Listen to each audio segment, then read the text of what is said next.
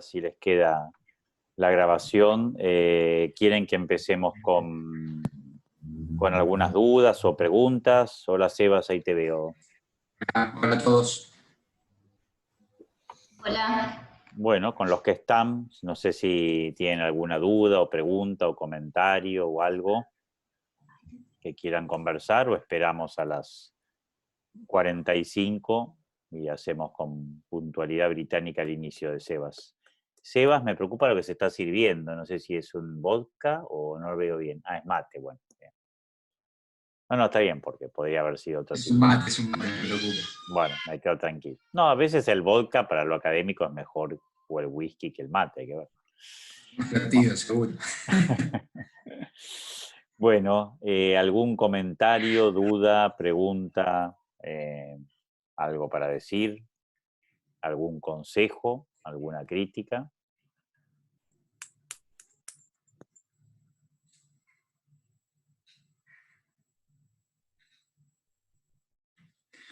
Yo siempre digo que cuando no hay dudas es porque se entendió todo, no se entendió nada. Esperemos que Lo estemos segundo es lo más probable. Esperemos que no, pero sí, es más probable. Bueno, muy bien. Con respecto al trabajo 1, que era dentro de todo sencillo, los que lo pudieron hacer, pudieron avanzarlo.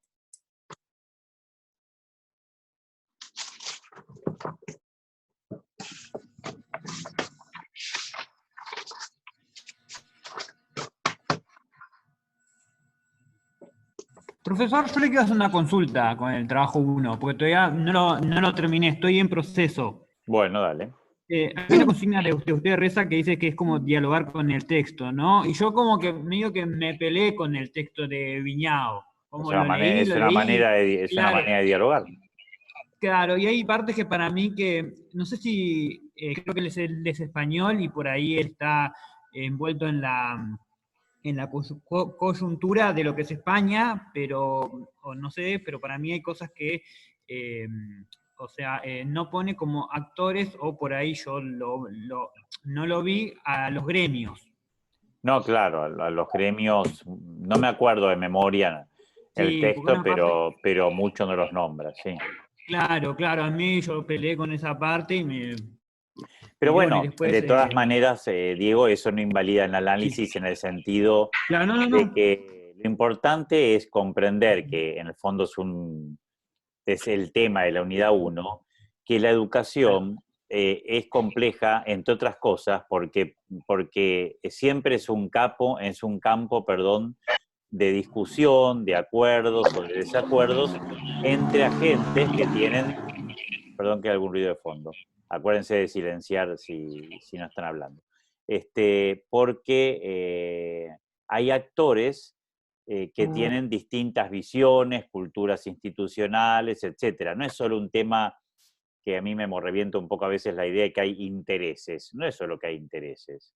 Los actores tienen distintas ideas, miradas, también pueden tener intereses, pero perspectivas, ideologías, y bueno, lo que pasa en una escuela es fruto de qué se articula, cómo se articulan esa serie de actores. Entonces, por más que el reformador o el político o el funcionario quiera hacer un cambio en el sistema educativo, ese cambio dependerá en cada escuela, y cómo eso se lleva adelante, dependerá de cómo los actores que están allí resignifiquen, interpreten, rechacen o no rechacen. Hay escuelas donde los gremios no pisan la puerta, aún siendo estatales. Hay escuelas donde, como me contaba una vez, donde los gremios directamente manejan. Hay una escuela estatal de Buenos Aires en donde se sabe que tal gremio elige a los docentes y elige a los alumnos. Yo de hecho sé en un instituto de profesorado muy conocido que hay una comisión dentro de ese instituto de una carrera que es del Partido Obrero. Entonces, el Partido Obrero tiene sus estrategias para determinar qué alumnos van ahí y qué docentes se van a nombrar. Y vos decís, eso no, ¿cómo va a pasar eso en la educación pública estatal? Y pasa. Entonces, depende las ideologías, las culturas, etcétera, se dan una diversidad de situaciones. para que una reforma educativa o una nueva ley de educación o una nueva mirada pedagógica llegue, se aplique o no se aplique en una escuela. ¿Me explico? Claro, sí, sí. Por ejemplo, en la Universidad de Buenos Aires, en la Facultad de Sociales, al director de carrera se elige entre los centros de estudiantes. Bueno, es un ejemplo. Fíjate cómo hay lugares donde Es los una estudiantes de las pocas, claro. terminan teniendo... eso no está puesto en ningún lado, pero de hecho, No, si vos lo no, contás, efectivamente sucederá, supongo no, que es así, te creo, claro. una Es cosa que más, supuestamente no es legal, pero sucede. claro. Sabes más, el estatuto de la UBA dice que hay que estar graduado, y ahora tienen un profesor, bueno, que era vicepresidente de otro país que se fue y tiene secundario, no tiene carrera Bueno, universitaria. por eso, digamos, en los países como los nuestros, donde la ley es un elemento a tener en cuenta, pero no es el definitivo, porque esto no es Alemania, claramente. Bueno, Claro. por eso yo les tengo que sacar de la cabeza esa idea que está mucho en la gente de educación, lo dice la ley. Primero, que la ley, como ya les dije, dice cualquier cosa. Dicen un montón de cosas contradictorias entre sí. Lo cual no quiere decir que no haya que valorarla. Yo no es que estoy diciendo tiren las leyes por la ventana. Digo lo que dije la otra vez. Las leyes son contradictorias, hay que tener cuidado porque muchas veces te cuentan lo que dice la ley y cuando vos vas a la ley resulta que no dicen lo que te contaron. Y eso ya lo verán también mucho con Sebastián. Pero la ley hay que conocerla porque es un marco normativo en el cual yo me puedo apoyar para que con inteligencia y profesionalmente pueda defender el derecho a la educación de los chicos, que eso es lo más importante. O sea, usemos la ley al servicio del derecho a la educación y no usemos la ley para escatimar educación, porque lamentablemente lo que sucede muchas veces es que se usa la ley para explicar lo que no se puede hacer, cuando en realidad, si se interpreta bien, la ley justamente está para operativizar los derechos, no para mitigarlos. ¿Se comprende? Y muchas veces se utilizan para lo contrario, lo cual obviamente es un disparate. ¿Algo más? No, nada. Quería saber si estoy bien encaminado, así, en Sí, esos sí, puntos perfecto. conflictivos que tengo ahí con el texto. Perfecto. Yo, a mí me pasó lo mismo que él. Estamos hoy y por qué estamos hoy como estamos. Básicamente creo que no se puede hacer un análisis acabado de la realidad actual sin una mirada también histórica, no con un objetivo de resaltar el pasado, con una nostalgia sobre los buenos tiempos anteriores, si es que existieron, tampoco con una intención de hacer un revisionismo histórico y de querer reescribir la historia, sino un poco básicamente es entender el contexto de por qué hoy es que estamos como estamos en un montón de cosas. Entonces paso a compartirles las diapositivas, que estas son básicamente las que están en EVA, o si quieren bajarlo, es el mismo archivo. Y básicamente en esta unidad lo que vamos a ver son, voy a checar esto, así veo mejor. Como dice el nombre o el título de la unidad, que son las dinámicas, es la dinámica y las tendencias del sistema educativo argentino. Vamos a ver que hubo como a lo largo de todos estos años o décadas, como muchas tensiones que vamos a ir viendo un poco en diferentes aspectos. Entonces básicamente lo que vamos a ver en la clase de hoy y la que viene, porque no creo que lleguemos hoy, son estos 4 puntos que están descritos acá, que es básicamente una breve historia, como les decía antes, de las normativas argentinas, porque una buena forma de analizar las políticas es analizar la legislación o las normativas, no es la única, pero creo que sí es una de las formas que hay. Otro que también es una forma de análisis histórico, que es el desarrollo de ciertas variables, que vamos a ver ahora, o los grandes momentos de los roles que tuvo el Estado en la política educativa argentina. Después vamos a hacer un foco en los últimos 20 años, o 30 años en realidad, sobre las normativas últimas y las más vigentes. Y por último vamos a ver varias estadísticas. A mí me gustan mucho las estadísticas y los números porque creo que en definitiva reflejan un montón de cosas. Hay que tener cuidado porque uno puede, con unas mismas estadísticas, puede probar o demostrar, entre comillas, 2 cosas opuestas, entonces hay que tener cuidado. Justo ahora que comenté a Charlie hace unos meses, tenía la intención de empezar una diplomatura en estadísticas educativas, que bueno, al final no la pude comenzar, me quedó pendiente para el año que viene, porque creo que no solo la producción, sino también el análisis de las estadísticas puede ser muy rico y peligroso, entonces me parece que me gustaría como ahondar en eso. Y también con Charlie esto lo hemos hablado en su momento, que hay un tema con las estadísticas en Argentina que es para hacer un libro, ¿no? Como él dice, porque hay cosas muy, muy, muy ricas de todo sentido. Sin ir más lejos, si yo quisiera saber cuántos alumnos hay en educación primaria en, digamos, la ciudad de Buenos Aires únicamente, que es una jurisdicción en términos geográficos chica, tiene 200 kilómetros cuadrados, vas de una punta a la otra 1 hora, un poco más de tránsito, pero es algo muy fácil de recorrer, a diferencia de otras provincias, y sin embargo, al ser una jurisdicción chica, grande en cantidad de población y densidad de población, pero chica en términos de distancia, si yo quiero saber cuántos alumnos hay en las escuelas argentinas hoy, argentinas no, perdón, porteñas, hoy, no lo puedo saber, no hay forma de saberlo, o sea, no hay una información fehaciente sobre eso. Entonces, por eso me gusta también hacer un poco de análisis relativo de estas estadísticas. ¿Por qué no la hay? ¿Por qué no se puede hacer esa cuenta? Porque la información no es fehaciente, no porque no la haya, sino porque, por ejemplo, para el órgano que recaba la información para estadísticas en la ciudad, lo hace a partir de los reportes que mandan las escuelas. Vos tenés en cuenta también que escuelas en contextos de... Les pido que bajen los micrófonos, please. Gracias.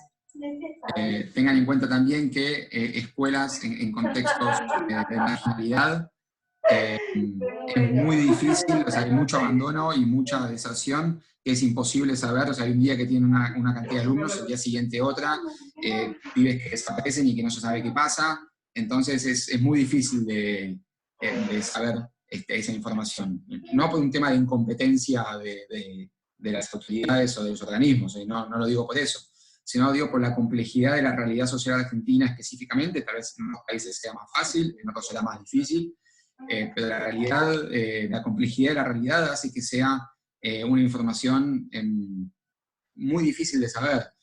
Te digo, a nivel personal, hasta hace unos años, el Ministerio de Educación pedía a las escuelas información para hacer el RA, ¿no? El relevamiento anual, que es un informe estadístico con información de un montón de cosas. Yo como directivo me tocó completarlo un par de veces, después por suerte pasó a ser digital, lo tenía que hacer a mano, y te preguntaban cosas como año por año, o sea, grado por grado sería, ¿no? ¿Qué cantidad de alumnos había con qué edad? ¿No? Entonces tenía que andar mirando los legajos de todos los chicos, y al final, y se terminaba poniendo cualquier cosa, no pasaba nada. Yo, como tengo cierta ética laboral, lo hice a conciencia, pero si yo lo hubiera hecho cualquier cosa, no había forma de saber si estaba bien hecho o no. Entonces, si eso lo multiplicás a todas las unidades educativas del país, y a alguno le pifió, ya sea por omisión o por intención, entonces es como... es muy Vos difícil. hablás de, perdón Sebastián, ¿vos hablás desde las instituciones privadas o de las estatales? Todas.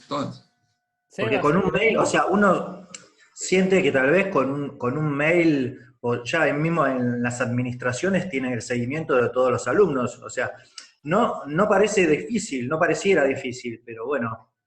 Perdón, Seba, si me permitís intervenir. Por favor. El tema de la estadística educativa y la falsificación de la estadística educativa desde las mismas escuelas viene ya del siglo XIX, y no solo en la Argentina. ¿Por qué? Porque, entre otras razones, depende de la cantidad de alumnos que vos tengas en las escuelas, depende en la cantidad de aulas y de nombramientos.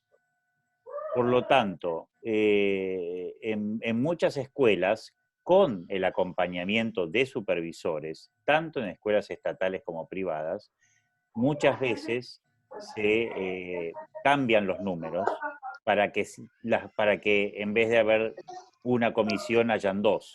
Por ejemplo, en colegios que se van achicando por cambios poblacionales, Entonces, la estadística educativa, hasta que caminemos, y bueno, eso Seba lo podrá explicar mejor que yo, hasta que caminemos a un legajo único por estudiante, que digamos sea muy difícil que puedan inventarse alumnos, la realidad es que hoy en la Argentina, pero esto ya hay investigaciones que lo muestran, no solo para Argentina, en América Latina, por ejemplo en Chile, ya se hacía en el siglo XIX, las escuelas, por razones de supervivencia y de presupuestos, inventan alumnos.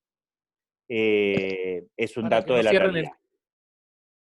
Profe, le quiero comentar algo que me tocó vivir a mí. Hace un tiempo atrás colaboré con la mesa de trabajo de jornada extendida de la provincia de Mendoza y antes de empezar a trabajar nos borraron toda la información acerca de las escuelas que tenían jornada extendida. No sabíamos en la provincia cuántas escuelas había. Tuvimos que empezar a trabajar de cero. Y eso es una problemática que se da porque la educación no es federal, cambia con el gobierno de turno, entonces hay muchísimas cosas que se cajonean, hay muchísima información que no se da, y eso es un caos a la hora de trabajar. Sí, totalmente. Creo que igual es un problema más endémico de la sociedad nuestra en la que vivimos. A ver, vos me preguntás si no es difícil. ¿Vos considerás que sería difícil medir la distancia que hay entre La Quiaca y Ushuaia? Es algo muy sencillo. Sin embargo, si vas a Ushuaia, hay un cartel que te dice qué distancia está de La Quiaca, y si vas a La Quiaca hay un cartel que te dice qué distancia es de Ushuaia, y no coinciden. Entonces, si algo tan sencillo como una distancia geográfica que se mide hoy en día con las herramientas, se puede medir en un segundo, si no nos ponemos de acuerdo en eso, mucho menos en la cantidad de alumnos que hay, imagínense una escuela rural en el medio del Cuyo mendocino, o sea, si en Buenos Aires, lo que quería decir esto, si en Buenos Aires, la ciudad de Buenos Aires, es relativamente fácil hacerlo, porque es chico en términos geográficos y no se sabe, imagínense con escuelas rurales, escuelas en cualquier parte del país, para el norte que donde están todas las escuelas rurales, en Salta, en el medio de los montes, ir a buscar y saber exactamente qué cantidad de alumnos hay. Entonces, y también aparte, no solo un tema operativo, sino también un tema de necesidad, como decía Charlie, de modificar algunos valores. Pero bueno, eso lo veremos seguramente un poco la clase que viene. Un poco la idea de hoy es ver el punto 1, que es la breve historia y tendencias normativas de la Argentina. ¿Por qué? Porque básicamente pareciera que la política educativa son políticas de Estado y no necesariamente de gobiernos. Y hago esta distinción porque pareciera que muchas veces los gobiernos quieren como reinventar o refundar la educación a través de diferentes normativas, como si no hubiera pasado nada antes. Y en realidad viene de toda una inercia que viene dándose desde... La historia de la educación argentina se remonta al siglo XVII, no es algo de los últimos 100 y pico de años. O sea, la Universidad de Córdoba, si no me equivoco, se fundó en 1622, y es la segunda o tercera más antigua de todo el continente, o por lo menos de Latinoamérica, de lo que hoy es Latinoamérica. Por lo cual, educación existió en el territorio argentino desde antes de la fundación del Estado, pero me animaría a decir, aunque pueda ser discutible, que la política educativa existe desde que existe un Estado argentino soberano y desde que está más o menos consolidado. Que tampoco hay una fecha concreta para esto, porque son procesos que llevaron décadas, desde la Revolución de Mayo hasta el primer presidente elegido democráticamente, son décadas, entonces tampoco hay un momento fundacional de la política educativa argentina. Pero vamos a poner como momento fundacional, de manera analítica, aunque sea, la Constitución de 1853. Esta Constitución, que fue la primera Constitución que tuvimos, que después la Ciudad de Buenos Aires, lo que sería, sí, la Ciudad de Buenos Aires se anexa, son en el 59 o 60, luego de la batalla de Cepeda, en donde ya por primera vez hay un gobierno, un Estado argentino, se podría decir en términos... Ahí, si no me equivoco, esa reforma es la primera reforma inconstitucional, porque en esa primera Constitución se prohibió que no se iba a reformar en 10 años y se le reformó para que después entre Buenos Aires. Fue como que ya marcó así. No sabía, pero Sí, La pero fue una realidad- estrategia política, porque no podía vivir el interior sin Buenos Aires. Por eso se hizo la reforma. Claro, totalmente. No, totalmente de acuerdo. Acá sé que hay muchos, porque me lo dijeron en la primera clase, sé que hay muchos abogados, así que perdón si digo alguna burrada desde un punto de vista legal, porque no soy abogado, y de hecho si cualquier cosa que diga que esté mal, les pido que me ayuden y me corrijan sin ningún problema. Más allá de las reformas o no, estos artículos que menciono acá son los que me importan a mí, que en definitiva, si no tengo entendido, no se modificaron, que de hecho tampoco son estos. Estos artículos siguen estando, pero no son los mismos números que necesariamente eran en la Constitución del 53. El 75, si no me equivoco, era el 66 o algo así, en esa Constitución. Después se fueron agregando artículos en el medio que lo corrieron.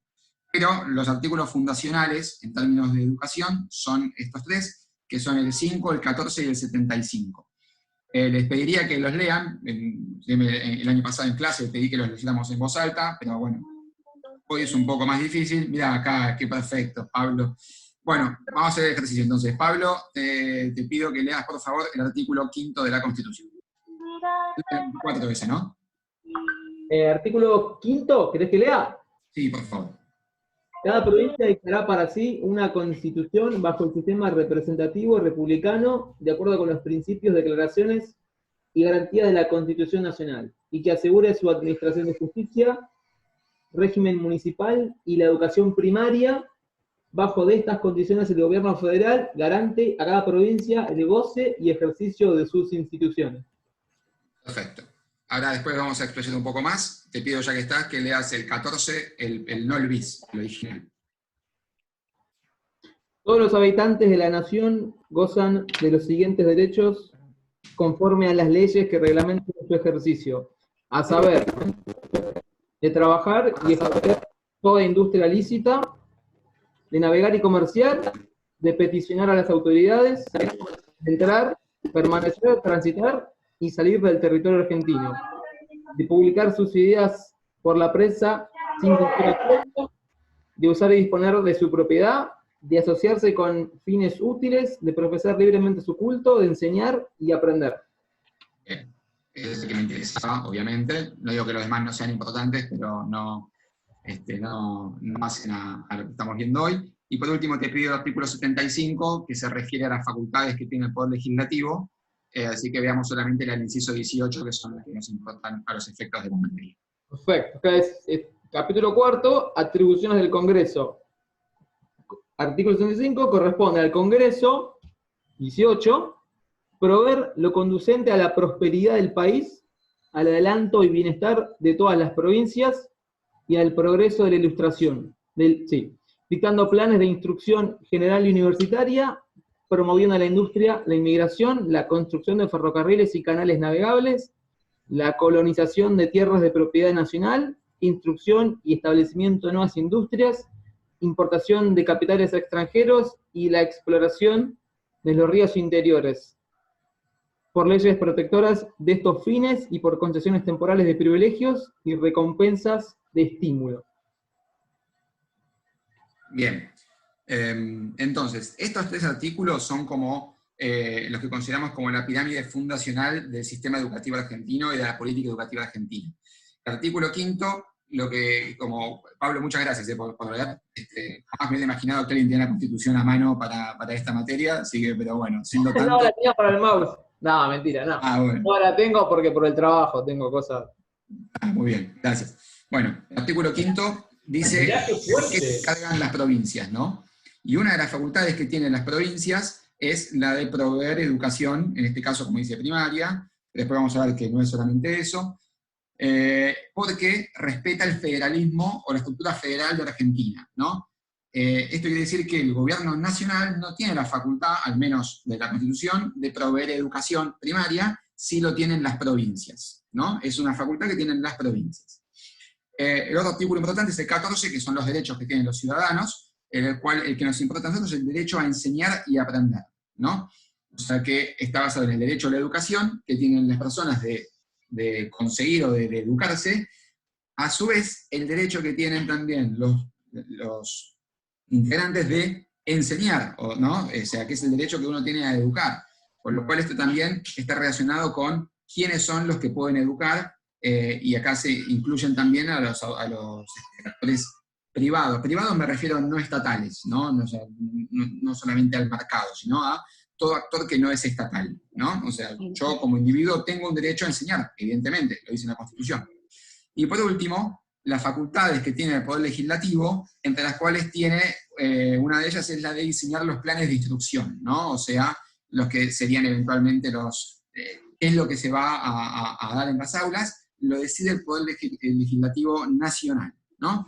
Entonces, vemos acá que ya la Constitución, hace 150 años o un poco más, define cómo se va a establecer el sistema educativo argentino en función de estos 3 artículos, que después obviamente las leyes que vamos a ir viendo un poco, obviamente siempre van obedeciendo y están por debajo de esta pirámide. Como todo en Argentina, no se da de una manera lineal, siempre hay como matices para entender las cosas, entonces no hay una historia, o no hay un desarrollo del sistema educativo argentino lineal y unívoca, ¿no? Sino que vamos a ver que va viendo entre diferentes cosas. Entonces este federalismo que vemos acá, por ejemplo, no fue siempre así, este derecho a enseñar a aprender tampoco fue siempre así, lo de las facultades lo podríamos dejarlo, pero vamos a ver los matices que hay en todo esto. Bien. Hoy en día, y esto lo vamos a ver al final, pero hoy en día la ley que rige la educación argentina es la Ley Nacional de Educación, la 26.206, que se sancionó en diciembre de 2006, que es una ley orgánica, ¿no? Que habla de todos los niveles educativos. Bueno, no siempre fue así, no siempre hubo una ley orgánica que hablara del sistema educativo argentino, sino que hay como diferentes leyes que fueron abarcando. La primera ley orgánica la vamos a ver que fue en los 90 con la ley federal, pero hasta ese momento no hubo una. Pero podemos establecer como una piedra fundacional de la política educativa del sistema educativo argentino, no del sistema educativo argentino, pero sí de la política educativa, a la famosísima ley 1420, ¿no? Es una ley que creo que todo el mundo la escuchó nombrar aunque sea, que se promulgó el 8 de julio de 1884, en un contexto particular que creo que hay que tenerlo en cuenta, aunque sea de manera resumida. Estábamos bajo la presidencia de Julio Argentino Roca, que eran, junto con las presidencias anteriores del Sarmiento de Avellaneda, presidencias liberales en lo político, más conservadoras en lo económico. Perdón, estoy escuchando un cacerolazo por mi casa, no sé si pasa en todos lados, pero no sé por qué. Entonces, se da en un contexto en el que se produce, luego de un congreso pedagógico muy importante que hubo en el país en 1880, en la década de 1880, en la que se discutía el futuro de la educación argentina. Charlie sobre esto sabe más, por si cualquier cosa que quieras acotar, más que bienvenido, obviamente, pero piensen también que el federalismo argentino es un federalismo relativo, ¿no? Lo sigue siendo hoy en día, lo era muchísimo más hace 140 años. Yo siempre digo lo mismo, ¿no? Que el federalismo argentino es sumamente relativo. Imagínense, comparemos Argentina con Estados Unidos, que también es un país federal, y yo digo esto y todo el mundo me dice, estás loco, pero creo que tengo razón. Yo creo que el presidente de Argentina, sea quien sea, tiene, en términos relativos, obviamente, más poder que el presidente de Estados Unidos. Obviamente, las decisiones que toma el presidente de Argentina tienen una implicancia mucho menor a nivel mundial o de geopolítica que la de Estados Unidos, pero tenemos un sistema de gobierno tan presidencialista y tan enfocado en el Poder Ejecutivo Nacional, que hace que el federalismo, o sea, el poder que tienen las demás jurisdicciones, las provincias de Buenos Aires, sea mucho menor que en otros federalismos, como por ejemplo Estados Unidos. Entonces, en Estados Unidos, el poder que tienen los gobernadores de cada estado es mucho mayor que el poder que tienen los gobernadores de las provincias de Argentina. Y no, eso es qué sé yo, te vas a Nevada y podés tomar cerveza en la calle y te vas a Miami y por ahí no. Perdón, y agregaría algo breve, aún comparado con países de América Latina, porque en realidad el federalismo brasilero y mexicano es mucho mayor que el federalismo argentino. O sea que en ese sentido, la Argentina, hay un libro de Axel Rivas que se llama Gobernar la Educación, y otro bueno, no sé si es ahí o en el de justicia educativa que analiza el tema del federalismo, señala exactamente lo que dice Sebastián. O sea, el federalismo argentino es totalmente atípico desde el punto de vista sociológico, porque aunque legalmente se le parece al norteamericano, en la práctica no se parece a ninguno de ningún país, por la razón que acaba de señalar Sebastián, y por la razón de que es el único país federal que tiene una provincia megalómana con el 40% de habitantes. Eso tampoco existe ni siquiera en Brasil. Entonces, Claro, y aparte genera ese problema. Y un dato curioso, porque si no me equivoco, la ley la 1029, creo que es 1880, Avellaneda, ahí se federaliza el territorio.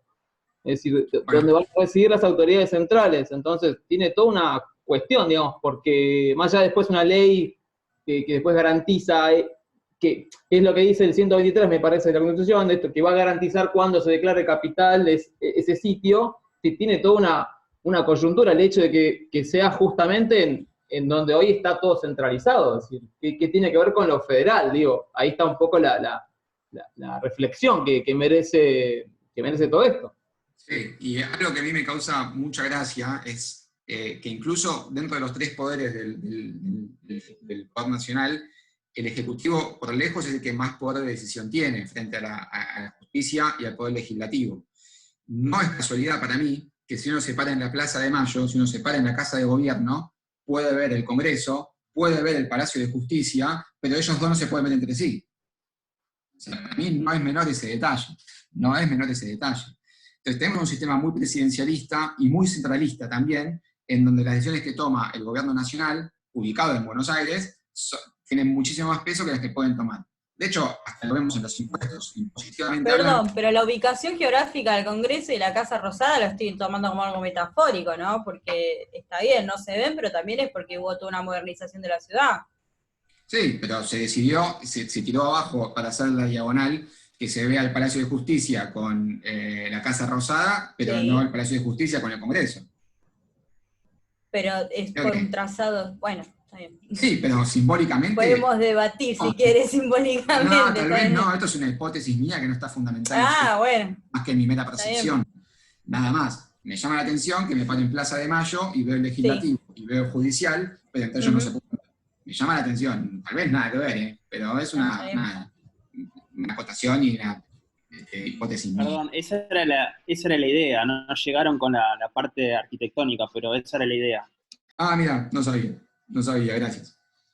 Pero bueno, también desde un punto de vista impositivo, todas las provincias, salvo Buenos Aires, Santa Fe y Córdoba, son deficitarias en términos de impositivo y dependen económicamente del Estado Nacional por la ley de participación, que también es una ley que tiene mucho que ver en educación. Pero aunque no lo vamos a ver acá, pero en definitiva la dependencia que hay de las provincias del Estado Nacional es mucho mayor que en cualquier otro país federal, donde tal vez es al revés, donde el poder nacional es el que depende de las jurisdicciones, estados, provincias o como se llamen en cada uno. Así que, si la realidad en Argentina sobre el federalismo es esa hoy en día, imagínense lo que era en la década de 1880, donde ni siquiera existían todas las provincias como existen hoy en día, muchos eran territorios nacionales que no eran provincias, como por ejemplo La Pampa y casi todo el sur del país no eran provincias autónomas, sino... Tierra del Fuego creo que fue hasta el 90. Sí, yo me acuerdo que cuando era chico en el colegio estudiaba las 23 provincias y territorio nacional de Tierra del Fuego. Y para el 94 ya se provincializó. Y ya no existen más territorios nacionales, como si lo había antes. Entonces, imagínense, si también somos un país que está demográficamente vacío, salvo en el Buenos Aires y el conurbano, el resto del país tiene una densidad de población muy baja, imagínense en 1880. Imagínense la comunicación en 1880. Entonces también un poco, creo, de un punto iluso, poder pretender una educación realmente federal en un país grande y vacío. Entonces creo que también responde un poco a eso, no son necesariamente a malas intenciones de los gobernantes, o a todo a la vez. Creo que todos estos procesos son siempre multicausales y creo que hay que siempre ver como diferentes explicaciones que no son opuestas, sino creo que complementarias. Bueno, en ese contexto se da la ley 1420. Esta ley es una ley que la dispone el Poder Ejecutivo Nacional para las escuelas de la Ciudad de Buenos Aires, que en ese momento era de la Nación, y los territorios nacionales. O sea, no corresponden a las escuelas que dependían de cada provincia. O sea, imagínense, Córdoba, que ya era una provincia, tenía sus escuelas, entonces la ley 1420 no aplicaba a esas escuelas. Sin embargo, fue una ley que, si bien no fue orgánica, porque no fue para todo el sistema educativo argentino, sino para las escuelas nacionales radicadas en territorios nacionales, sí sirvió de base para que otras provincias la emularan y la utilizaran como base para crear sus legislaciones locales, basadas en esta ley. Ya había no era una ley, una reglamentación de la provincia de Buenos Aires, que era, si no me equivoco, la 988 o la 998, no me acuerdo, que también es anterior, desde la década del 70, que también la ley 1420 toma parte del texto de esa reglamentación, pero su fundamentación principal está en una ley francesa, que se llama la ley Ferry, que es una ley que fue promulgada, o por lo menos auspiciada por Jules Ferry, que es el Sarmiento de Francia, ¿no? Es como el mayor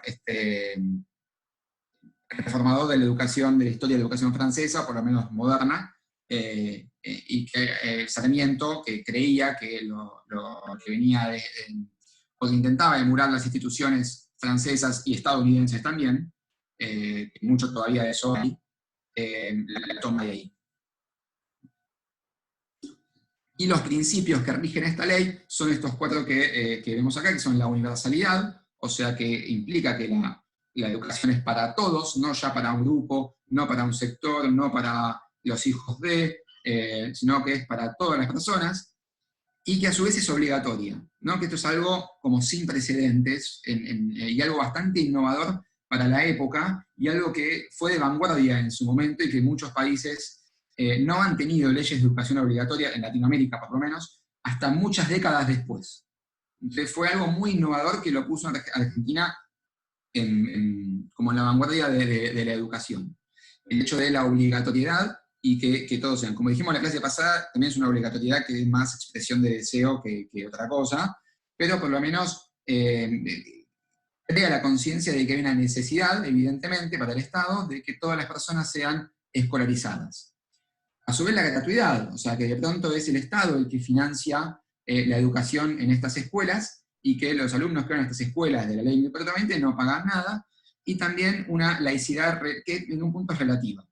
Esto será también un marco de lucha entre los sectores más liberales o estatistas y los sectores más tradicionales, relacionados más con la Iglesia, sobre el contenido religioso de la educación.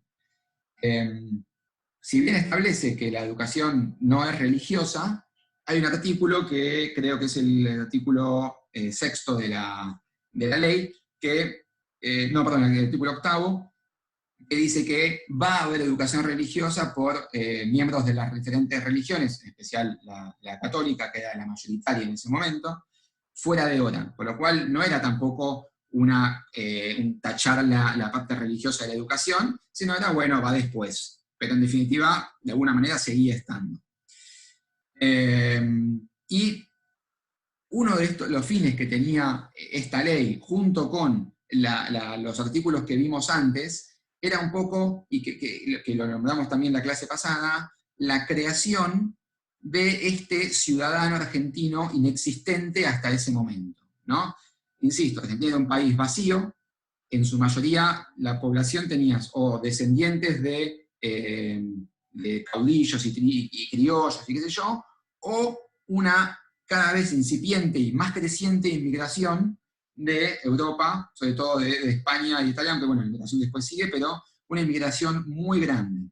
Entonces, en esta diversidad de dialectos, de costumbres, de tradiciones, el Estado vio una oportunidad muy buena en la educación en aunar y unificar eso en crear un ciudadano argentino.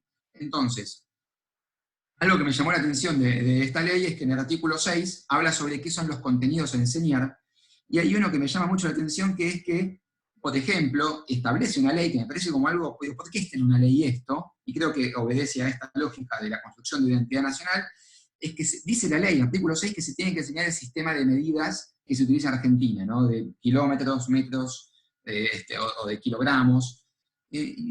¿Por qué una ley de educación? O sea, eso en todo caso tiene que ser una reglamentación o algo mucho más específico. Que la ley diga eso, y bueno, creo que obedece a que en Argentina tiene que ser esto, o sea, hablamos en kilos, no hablamos en pounds. ¿Sabe? Y lo de obligatoriedad de labores de manos, eso para las niñas, dice, para las niñas Bien. es obligatorio además el conocimiento. Ahora, está bien, en ese momento. Bueno, pero eso responde Sí, a que sí, la responde educación a la- de las nenas, Sí, sí, sí. antes de que se declare la ley 1420, la casa de las niñas estaban preparadas para hacer ese tipo de actividades. Después, las niñas expósitas eran las que se dedicaban a hacer eso, si no se dedicaban a institutrices, era el futuro que tenían ellas. Totalmente. Por eso le educaban eso a las nenas. Bueno, del higienismo también está dentro de la ley 1420, les enseñan a los chicos lo que es lavarse la mano, el guardapolvo blanco. Ah, no, pensé que ibas a decir esto de los ejercicios militares para los varones. No, eso también está en el artículo También. 6. También, sí, sí, Pero, estoy adentro. Charlie. Perdón que intervengo por 2 o 3 cosas también que hay en el chat. Sería muy largo ponernos a hacer todo este análisis que acaban de hacer, que es riquísimo, y que cada uno tiene 2 o 3 tesis doctorales. Se nos iría el curso entero. Hay muchas tesis y libros publicados sobre el tema de la educación física a lo largo de la historia, el porqué, su justificación, su relación con lo militar, obviamente los tipos de contenidos curriculares distintos para mujeres y varones, depende también muchas veces de las provincias, o sea, de todo eso hay variedad de cosas para decir, y etcétera. Solo digo 2 cositas muy cortas que sí tienen que ver con algo que mencionó Sebas y ameritan ya una respuesta un poquito más precisa, que es que Carmela dice, él habló de estatista y de liberal por un lado y de conservador por otro. Por lo liberal no es que se corre más bien del Estado. Bueno, ahí hay un punto que hay que señalar que es muy relevante. Primero, que hay muchos tipos de liberalismo, sobre todo a lo largo de la historia, desde el siglo XVIII en adelante. Pero en general, el liberalismo nuestro es un liberalismo de origen que mama en las fuentes francesas de corte centralista y rusonianas. Entonces, nuestro liberalismo del siglo XIX es un liberalismo estatista en lo educativo y liberal en lo económico. Por eso se lleva adelante una política que de hecho se inaugura ya durante los Borbones, de estatización de la educación, y en particular en la Argentina, como dijo Sebastián, aunque en la Constitución no estaba señalado, de un estatismo centralista, en donde es el Estado Nacional el que termina teniendo un fuerte protagonismo y menos el Estado provincial. Entonces hay que tener claro que, yo a veces le digo de esta manera media cómica, el liberalismo fue liberal en todo menos en educación. Porque si quería crear al sujeto liberal, no podía dejar en manos de los no liberales la creación de ese sujeto.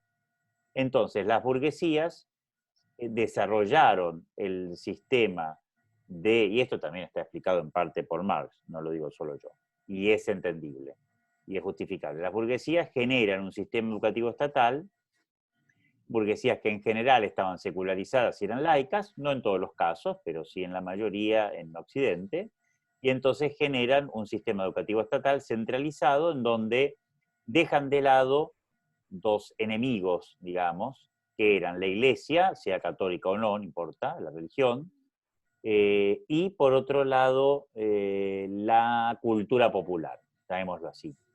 Por eso alguien decía ahí, la teoría del espacio vacío está refutada, había población indígena mucha, se hizo esta teoría para justificar la inmigración europea. A ver, en la Argentina la población era menor que en otros países, lo cual facilitó la creación de la teoría del espacio vacío. De hecho, la teoría del espacio vacío, por ejemplo, en México no existe, o en Perú no existe. O sea, acá se pudo hacer porque vos no tenías imperios como el Inca y el Azteca, que obviamente imposibilitaban la generación de la teoría del espacio vacío. En la Argentina eso relativamente fue más factible de hacer. De hecho, hay un dato curioso, que es que Chile a principios del siglo XIX tenía más población que Argentina autóctona, o sea, el territorio argentino era un territorio vasto, pero comparativamente a otros países de América Latina, con menor población originaria y desde ya sin ciudades que tuvieran envergadura, como de hecho se encuentran los españoles en México o en Perú. ¿No estaba ahí lo que Alberdi quería en cuanto a las bases, esto de poblarla y buscar como mucho pluralidad? Es decir, no era una en las bases en ese libro está el hecho de que vengan de toda Europa, pero que vengan, no digo decirlo de vuelo que venga cualquiera, pero No, sí la claro. intención de poblarla. A ver, la teoría, acá había una burguesía heredera casi en plenitud, prácticamente no mestiza, sobre todo la de Buenos Aires. Por eso es un tema muy largo, porque habría que ver qué pasa en Tucumán, qué pasa en Córdoba, qué pasa en Santiago del Estero, en fin, es un tema muy largo. Pero, digamos, era una población fuertemente de origen europeo. Acá alguien me dice, sí, es mestiza, sí, pero mucho menos mestiza de lo que era en México y Perú, que tenían imperios con una fortaleza cultural mucho más grande. Entonces, todo eso facilitó. Yo no estoy justificando nada, por favor, no pongan en mí palabras que yo no digo ni en manos de Sebastián. Estamos explicando sociológicamente que no es lo mismo la relación de fuerzas entre la población originaria en Argentina que en México, que en Perú, que en Venezuela, que en Brasil, que en Paraguay, etcétera, etcétera. O sea, no estamos justificando nada, pero no podemos dejar de lado ese dato que hace que en la Argentina, encima, cuando además se fomenta una inmigración masiva, que además la Argentina es, sobre todo en Buenos Aires, una de las inmigraciones masivas cuantitativamente más importantes en proporción que otros países. Argentina recibe más inmigración europea que Estados Unidos en relación con su población originaria. Entonces, todo eso genera una lógica que yo no justifico, pero que sociológicamente es esta. En materia de edificios, toda una cultura europea, la París, o Por sea, supuesto. todo. Sí, a ver, creo que el libro de Civilización y Barbarie explica muy bien la intención de todo esto y no casualmente está hecho rozamiento. Exacto, bueno, y Verónica agrega otro elemento con el cual estoy plenamente de acuerdo, sin ninguna duda, y es correcto, así que sí, coincido plenamente. Bueno, perdón, hay que continuar, no nos metamos, todo esto sería como largo, pero bueno, perdón, no sé si alguien quiere decir algo, pero pues nos podemos ir a un debate de historia de colonización que no termina más. Pero adelante. Sí, yo no de este tema, pero de lo de antes, sí puedo. No vengo del mundo de las leyes y no entiendo mucho, pero cuando la ley esta nacional, la 1420, plantea ciertos contenidos obligatorios, ¿no va un poco en contra con el federalismo educativo que plantea la Constitución? En realidad, esta ley no es nacional, o sea, no tiene vigencia nacional. Es solamente para los territorios que no son provincias. Claro, o sea, perdón, o sea, la ley la sanciona el Congreso Nacional en un local que alguno cuando termine la cuarentena puede visitar, que está ahí en Balcarce, a la media cuadra de la Casa Rosada, en la Academia Nacional de la Historia. Poca gente sabe que debajo de ese edificio moderno está resguardado el recinto del viejo Congreso Nacional. Balcarce entre Irigoyen y Alsina, si no recuerdo mal. Cualquiera lo puede visitar. Ahí está el viejo Congreso Nacional resguardado adentro de ese edificio moderno.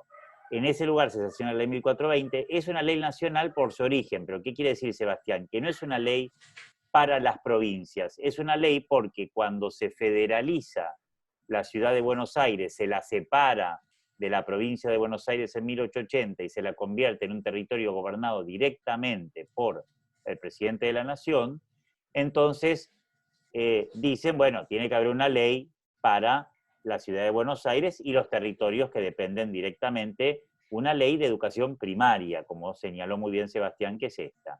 Entonces, cada provincia tiene su ley de educación primaria, de hecho la provincia de Buenos Aires ya la tenía desde 1875, y la ciudad de Buenos Aires y la nación legisla, como la nación legisla directamente para la ciudad y los territorios nacionales, hace aprobar esta ley con ese fin.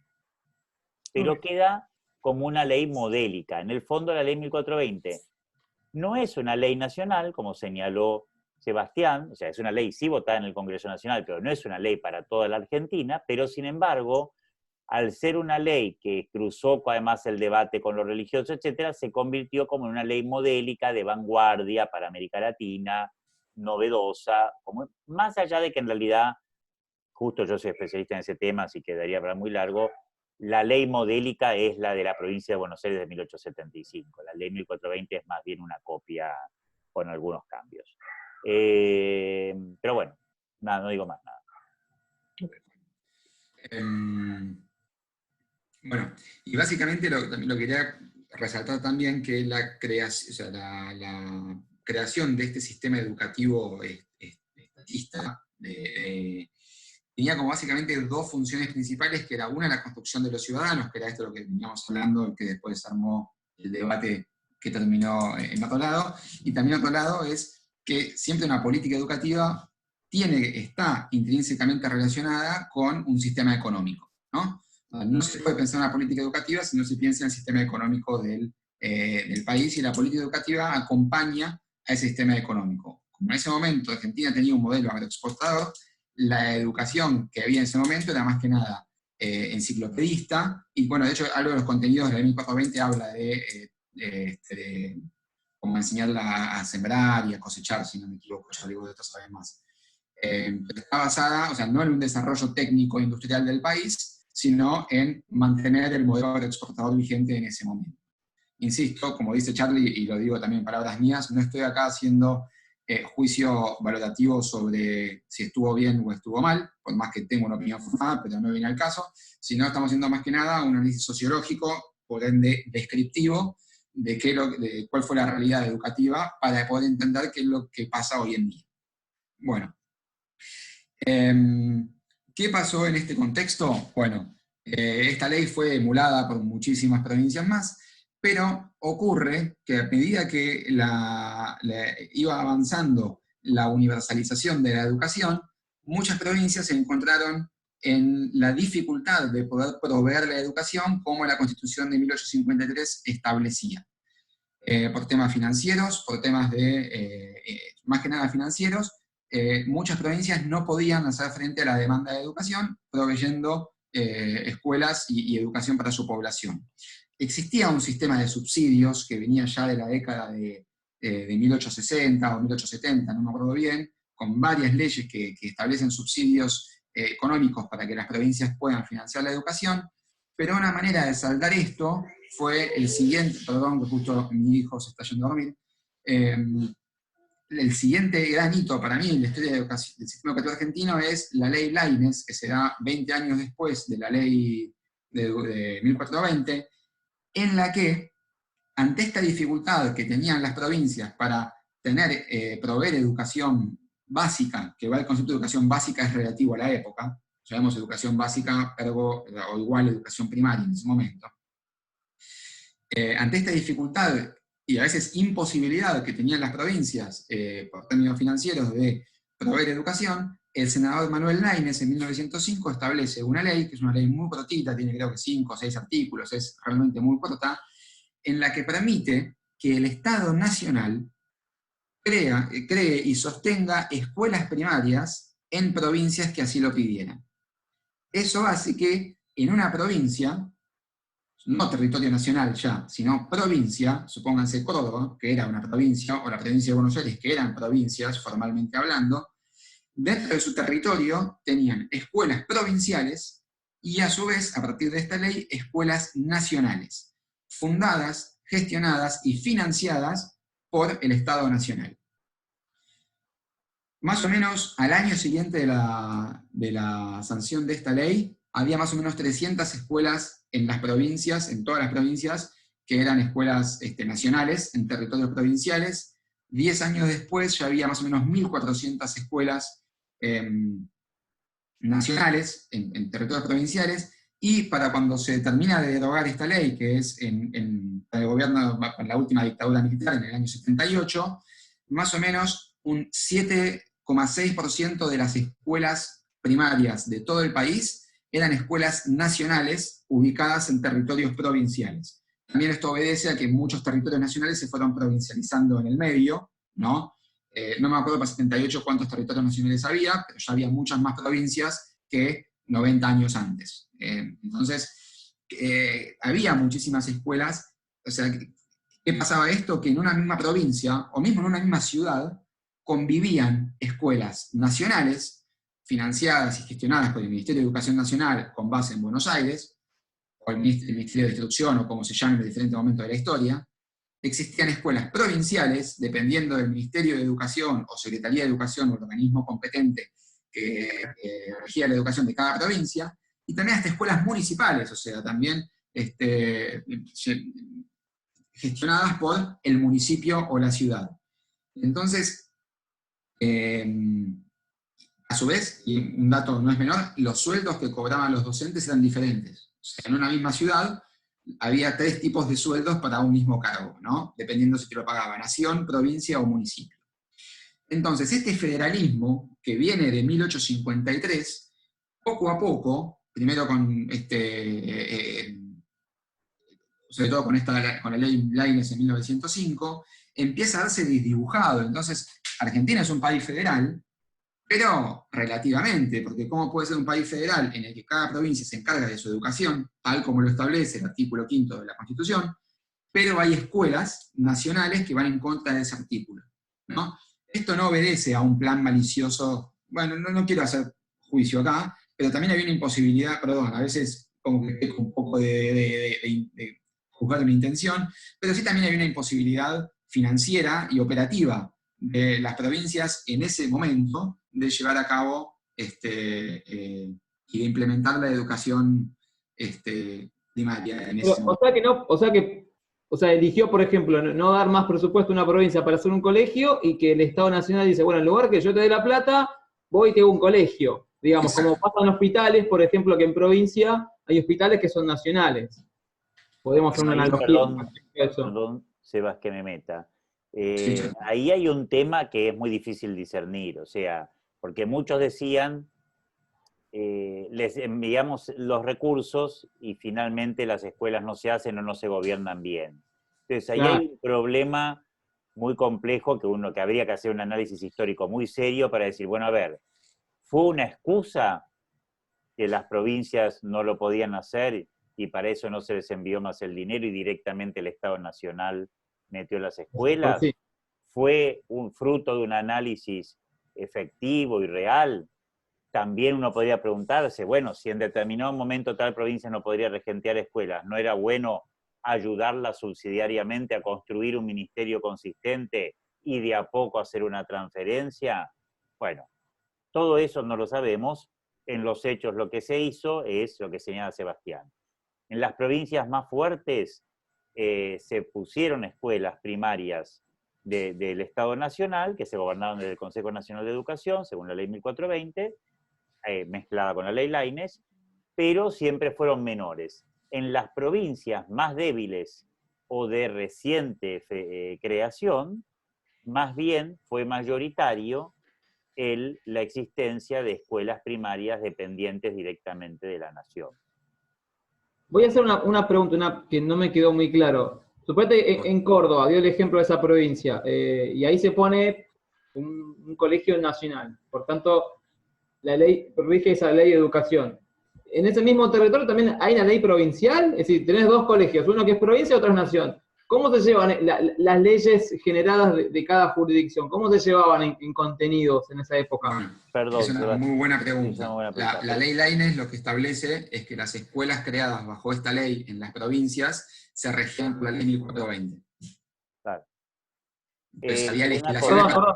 No escuché lo último, perdón. La ley Laínez establece que las escuelas creadas en los territorios provinciales, pero que son nacionales, se rigen por la ley 1420. O sea, cada escuela se rige por la ley de quien la creó. Y ahí yo recomiendo, para no marearnos, hablar de colegios solo cuando hablamos de secundario y de escuelas cuando hablamos de primario. Porque la ley Laínez, acuérdense, es solo para escuelas primarias. El tema del secundario es otra historia. El secundario Sí. más bien, bueno, como no sé si ya tal vez me perdí yo, no sé si lo ibas a explicar Sebastián, tiene otra lógica. Sí, el secundario estaba, de hecho me das el puntapié para tocar el tema del secundario, que era más que nada, antes del siglo XIX era el bachillerato, que era reservado solamente para la élite gobernante o los hijos de la élite gobernante, y tenía básicamente como fin o que vayan después a la universidad o a trabajar en la administración pública. Y no iban ahí los sectores populares, ¿no? Era solamente restringido a una población. Silén Juvenilia, por ejemplo, que cuenta de las historias de Echeverría, ¿no? Que lo escribió. Miguel Cané. Cané, perdón.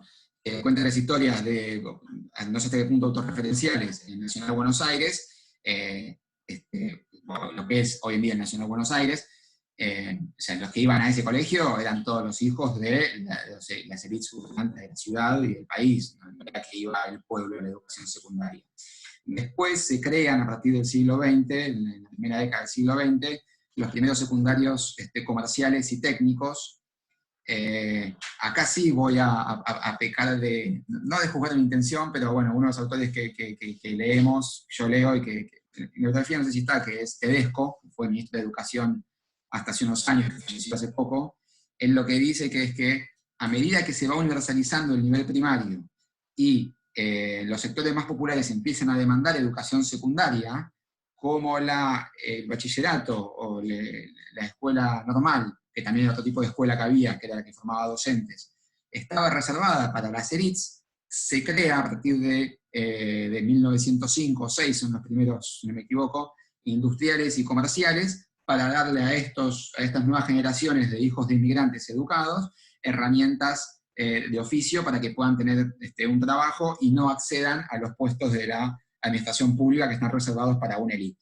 Esto sí es un análisis que hace Tedesco y que dice que esta creación de escuelas no responde a una necesidad o a una visión de política económica, sino a una cuestión política de mantener el poder de las clases gobernantes.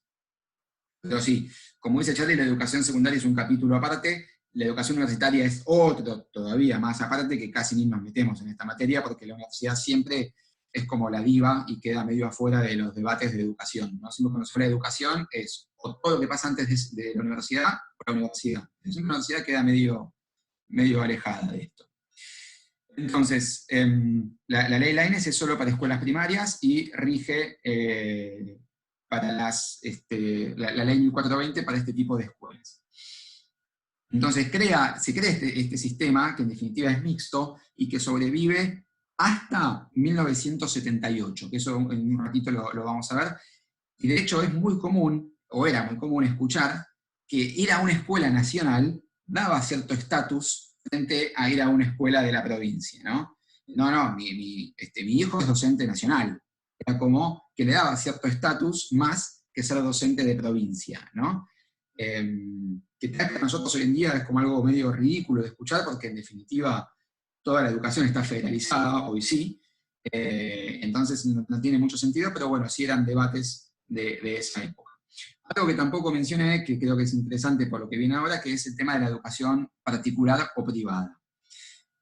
Que acá sí Charlie también es área de expertise de él, pero la educación privada o particular, yo llamo la particular mejor, más que privada, porque creo que el concepto de privado tiene una connotación tal vez más relacionada con el neoliberalismo económico, pero no estamos yendo para ese lado, sino que nos referimos a escuelas particulares, o sea, todas las que están gestionadas y llevadas a cabo por agentes que no son el Estado, ¿no? Las iglesias, etc. ¿Existía la educación particular o privada en esta época? Sí, existía.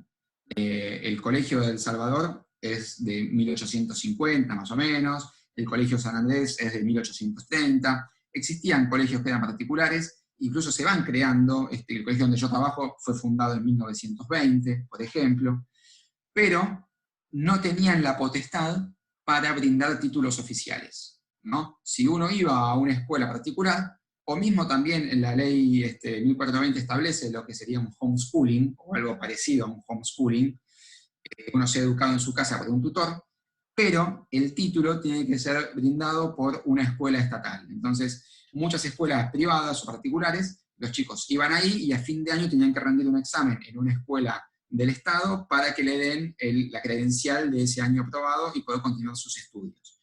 O sea que las escuelas privadas no tenían la potestad de brindar títulos oficiales. Si bien existían, no tenían esta potestad que sí tenían las escuelas. Esto es lo que se llama como monopolio estatal de la educación, ¿no? El Estado era quien brindaba, regulaba y financiaba la totalidad de la educación argentina, por más que había una incipiente, aunque no tan incipiente, porcentaje de la población en estas escuelas particulares, pero no tenían potestad de brindar títulos.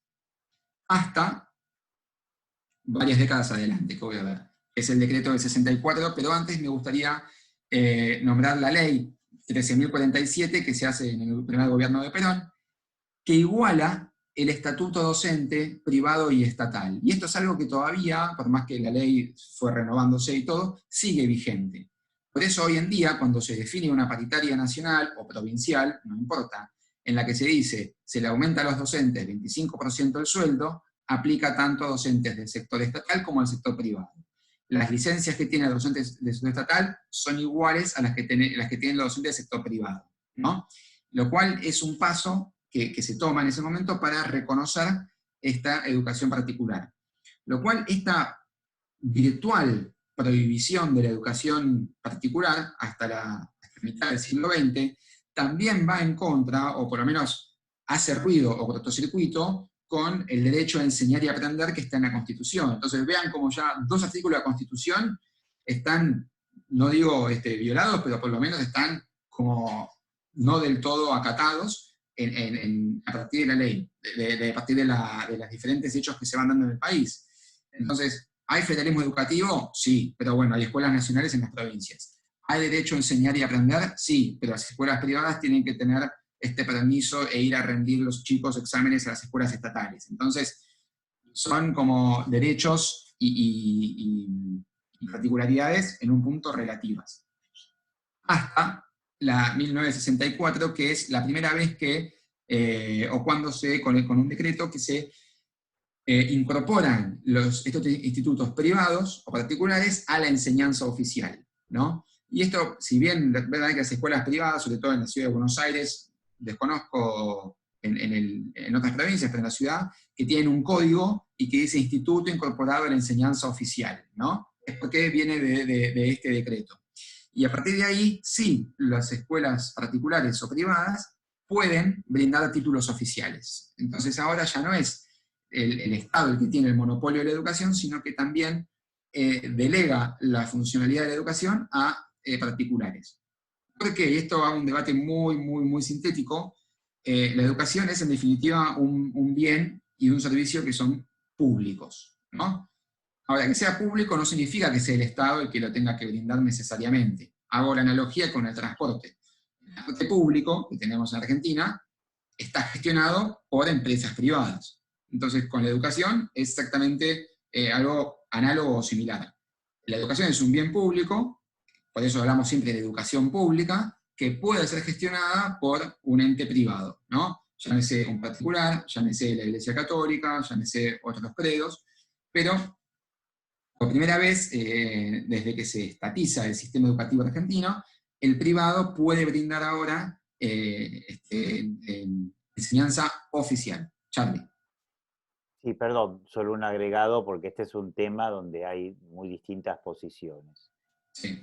Sebastián y yo, y en esto quiero ser muy honesto, obviamente consideramos, y yo ha sido objeto también de estudio de mi parte, más específicamente, podría explicarles por qué toda educación es pública y tiene distintos tipos de gestión o como se lo quiera llamar. Toda educación formal, me refiero.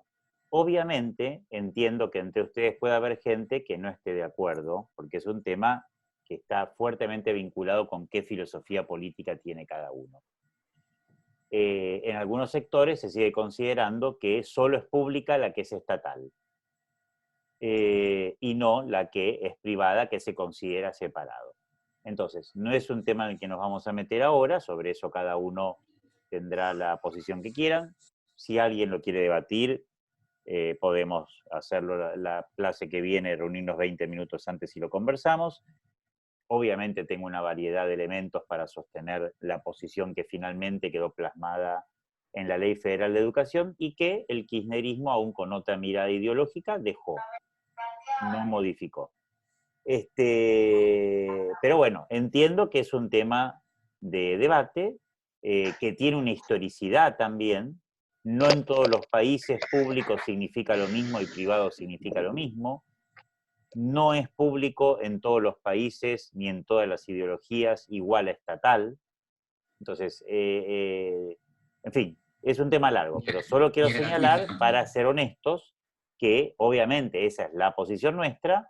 1, 2, que lo que dice la ley coincide por el momento con nuestra posición, podría no coincidir.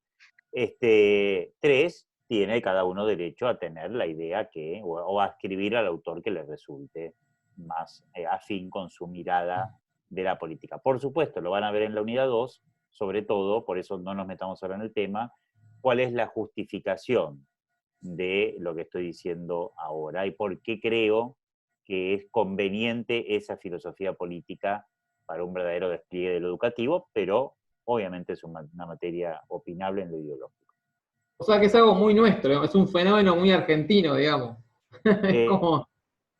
No, lo que puede ser argentino es la solución de hablar de público, de gestión privada y gestión estatal, que nosotros siempre inventamos fórmulas rarísimas. Es como la fórmula, que yo no me la acuerdo de memoria, de que la Argentina sostiene el culto católico apostólico romano. Los países en el siglo XIX fueron confesionales o laicos. Bueno, nosotros inventamos una fórmula que hasta el día de hoy nadie sabe qué quiere decir, que es que el Estado argentino sostiene el culto católico. ¿Qué quiere decir sostiene? Vaya a saber qué quiere decir.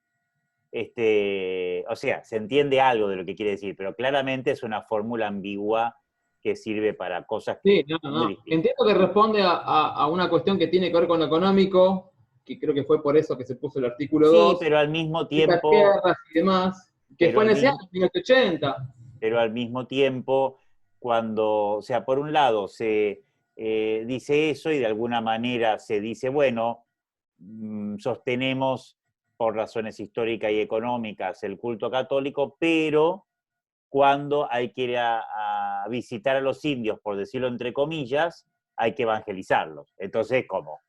Resulta que somos liberales y en lo religioso somos laicos, pero cuando se trata de los pueblos originarios hay que hacer los católicos. Bueno, entonces, como alguien comentó por allí, bueno, son las inconsistencias de distinto tipo que justamente además aquí se multiplican, pero bueno, es un tema largo. Bueno, por lo cual se incorpora un actor más al mosaico de la educación argentina. Entonces vos tenés en ciudades, ¿no? Tenés escuelas nacionales, escuelas provinciales, escuelas municipales y también escuelas privadas. Y hasta, si no tengo mal entendido acá, Charlie, corregime, las escuelas privadas dependían de un ente nacional que era la SNEP. Claro, hasta la Ley Federal de Educación, digamos, también estaba centralizada la supervisión de la educación privada. Entonces, en Buenos Aires se definía toda la solución de la educación privada y con el tiempo también, como explicó Sebastián, el sistema de aportes para pagar sueldos a la de la educación privada se definía desde una superintendencia o tuvo otro nombre después, Servicio Nacional de Educación Privada, que dependía obviamente del Ministerio de Educación Nacional. Luego eso, a partir de la Ley Federal de Educación, se federaliza y por lo tanto ahora en cada provincia existe la dirección o como se llame de educación privada. Y de hecho, una escuela subvencionada en un porcentaje, ¿en qué sector entraría? Ahora lo explico eso. Pero, la actual DGEP, la Dirección General de Educación Privada de la Ciudad de Buenos Aires, queda donde quedaba la SNEP anteriormente, ahí en Plaza Italia, en Santa Fe, al lado de la iglesia Sagrada Eucaristía. El edificio es el mismo.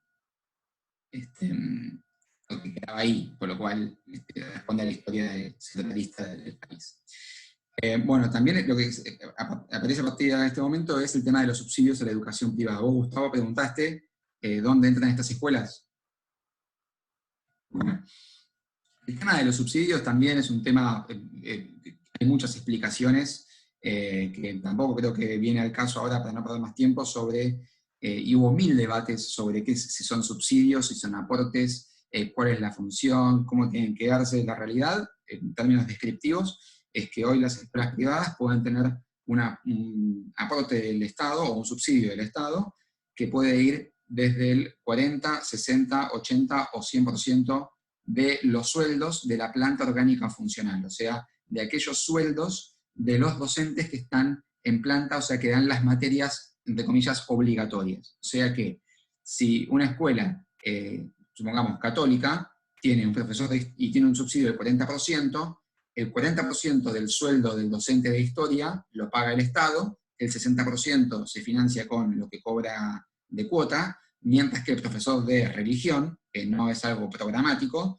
se cubre 100% con el costo de la cuota. Y también hay criterios pseudo-objetivos sobre cuál es el porcentaje que una escuela tiene que cobrar de subsidios, pero en la realidad argentina han habido un montón de motivos por los cuales una escuela recibe subsidio o no, que insisto, no quiero meterme en eso ahora porque también es materia de debate, porque muchos dicen que obedeció a criterios políticos, a negociaciones, lo cual tampoco sería extraño en la historia de Argentina, pero bueno, tampoco creo que hace al caso ahora. En definitiva, siguen siendo escuelas de gestión privada, ¿no? En muchos lados le dicen semi-privadas, lo he escuchado, pero no existe legalmente ese término. Las escuelas son o de gestión estatal o de gestión privada. Y dentro de la gestión privada tenés con subsidio o sin subsidio. Y dentro de la con subsidio tenés subsidio del 40, del 60, del 80 y del 100%. Básicamente esa es la nomenclatura que hay. Que aparece también a partir de la década del 60. Y esto hace también que si una escuela privada recibe un subsidio del Estado, por lo tanto la cuota es más barata. Hay un montón de requisitos, ¿no? No puede tener fines de lucro, un montón de requisitos que no importan ahora, pero sí hace que la cuota que efectivamente paguen la familia sea más barata. Y eso hace que, si sea más barata, que haya más demanda de esa escuela. Y eso hizo que creciera también, por más motivos, no solo por ese, el porcentaje de educación privada en el país desde 1960 a hoy y sigue creciendo. ¿Hay una privada, perdón, hay una privada que sea subvencionada al 100%? Vos le dijiste, ¿cuál sería? Se me viene... Mira, yo hice una suplencia, era un profesorado, pero que tenía secundario, primario y jardín, que se llama Nuestra Señora de Fátima, que queda al lado de la Villa 1114, o Barrio 1114 en ese momento de la villa, ahí al lado de la cancha de San Lorenzo, que tiene 100% subsidio del Estado, 100%. Y de hecho también eso es algo muy loco y muy particular argentino. Muchas escuelas de estas son religiosas, ¿no? Tengo un compañero de la maestría que hizo su tesis doctoral. Charlie, ¿vos lo conocés a Mauro? ¿El apellido? Moscheri, ¿lo conocés? Mauro Moschetti, sí, yo le corregí la tesis de maestría de Ditela. Bueno, Mauro hizo su tesis doctoral en España sobre las escuelas privadas subvencionadas católicas, privadas, del sur de la ciudad de Buenos Aires, que son la mayoría subsidiadas con un subsidio alto. Y sus compañeros de doctorado en España no podían creer que haya escuelas católicas subvencionadas del 100% para poblaciones vulnerables, ¿no? Porque evidentemente en España, según me dijo, no tengo idea, como que las escuelas católicas están más relacionadas con los sectores más altos económicamente. Sí, ahí cobran una cuota que es muy baja. Claro, entiendo que... La que trabajaba cobraba una cuota que en ese momento eran 50 pesos, que a nivel de hoy sería 500 pesos, pero también recibía aportes de la fundación, de la Orden Marianista. Entonces también lo financiaba el Colegio Marianista y diferentes colegios financiaban también parte del costo que que el Estado no financiaba, porque era un colegio católico, entonces la parte de formación religiosa no se financiaba con el aporte del Estado. Sebastián, Sí. me parece que este podría ser un buen fundamento para decir que la educación es pública. Por eso justamente da subsidios. Bueno, Porque como es sí. incapaz de prestar educación para todos, entonces tiene que delegar en el sector privado esa función. Bueno, ese fue uno de los argumentos que se usa desde el Congreso Pedagógico de 1880 y pico. Que básicamente sí, si vos tenés si hay un derecho yo tengo un derecho a aprender, y por tanto tengo derecho a una educación católica, y el Estado no me la quiere brindar porque hay un monopolio o una educación uniforme para todos, estatal, bueno, por lo menos te subsidia la privada para que sea más accesible. ¿Vale? Paulo, es un tema largo también, porque digamos, la primera, o sea, acá hay que hacer como una especie de examen ideológico profundo de cada uno para ver qué piensa, porque muchas veces se piensan cosas sin un análisis, más por conocimiento vulgar que por otra cosa. ¿Qué quiero decir con esto? Cuando vos decís la educación privada se hace cargo y debe ser financiada por el Estado, porque porque el Estado no lo está pudiendo hacer y entonces está delegando, eso implicaría pensar que el Estado, eso implicaría adscribir a una filosofía política según la cual el Estado es el único que debe brindar educación, y si no puede, entonces, bueno, les doy una platita a los muchachos para que me ayuden. Obviamente, la mirada de la Constitución argentina y la mirada que nosotros representamos, obviamente por algo uno está en la Universidad Católica, aunque pierda plata, si estuviéramos en el Estado ganaríamos más, pero lo que pensamos es otra cosa. Nosotros pensamos que la sociedad es la que educa, la sociedad es educadora. Y en todo caso, las escuelas pueden existir desde el Estado o desde la misma sociedad civil que se organiza. Y desde el punto de vista constitucional en la Argentina no puede prohibirse la existencia de una escuela porque hay un derecho a enseñar y aprender. Entonces la Argentina no puede prohibirle, no te estoy respondiendo a vos, perdón, estoy haciendo una reflexión a partir de tu comentario. En la normativa argentina todos tenemos derecho a enseñar y aprender, y eso significa que no puede pasar lo que, por ejemplo, pasa en Cuba, que es que solo puede enseñar el Estado. Luego viene otra larga discusión sobre si, bueno, muy bien, que hay derecho a enseñar y aprender. ¿Justificaría que el Estado le dé dinero a la sociedad para mantener escuelas? Esa es otra discusión. Obviamente yo tengo una respuesta mía, pero quiero decir, es otra discusión. No todos los liberales dirían lo mismo. Algunos liberales, incluidos, por ejemplo, dentro del gobierno de Macri, creen que no hay que subsidiar la educación privada y que si la educación privada existe, se tiene que bancar. Punto.